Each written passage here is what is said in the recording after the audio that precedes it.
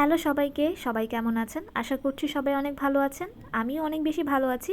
আপনাদের জন্য নতুন একটা ভিডিও নিয়ে আসলাম। আজকে রান্না করে দেখাবো আমি শ্বশুরবাড়িতে সবার জন্য কিভাবে সবজি খিচুড়ি রান্না করলাম।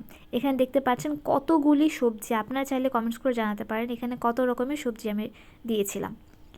আমি কিন্তু লাইফের ফার্স্ট টাইম সবজি খিচুড়ি রান্না করলাম। ফার্স্ট টাইম হলেও খেতে কিন্তু অনেক বেশি মজা হয়েছিল।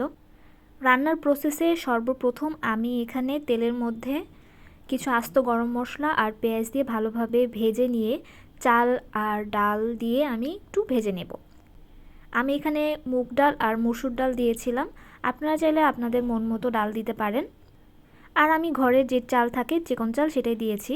কিন্তু আমার কাছে মনে হয় যে খিচুড়ি রান্নার জন্য মোটা চাল হলে খেতে খুব মজা লাগে আমার কাছে। শীতের সময় কিন্তু বিভিন্ন ধরনের সবজি পাওয়া যায়, তখন কিন্তু এই সবজি খিচুড়িটা খেতে অনেক মজা লাগে গরম গরম। তো সব কিছু মশলার সাথে সুন্দর মতো ভেজে নেওয়ার পর আমি এখানে পানি দিয়ে নিয়েছিলাম।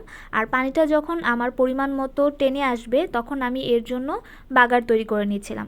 বাগারে আমি দিয়েছিলাম পেঁয়াজ আর রসুন, শুকনো মরিচ দিয়েছিলাম।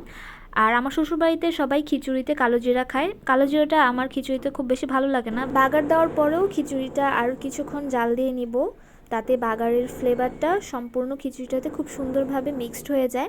আর এই যে দেখতে পাচ্ছেন আমার খিচুড়ির ফাইনাল লুক, দেখতে কত মজা লাগছে তাই না? খেতেও কিন্তু অনেক মজা হয়েছিল। অ্যাট লাস্ট আমি ধনিয়া পাতা কুচি করে দিয়ে দিব, এতে ফ্লেভারটা আরও সুন্দর আসবে। এই ছিল আমার সর্বপ্রথম সবজি খিচুড়ি রান্না। আজকের মতো এই পর্যন্তই। Thanks for watching.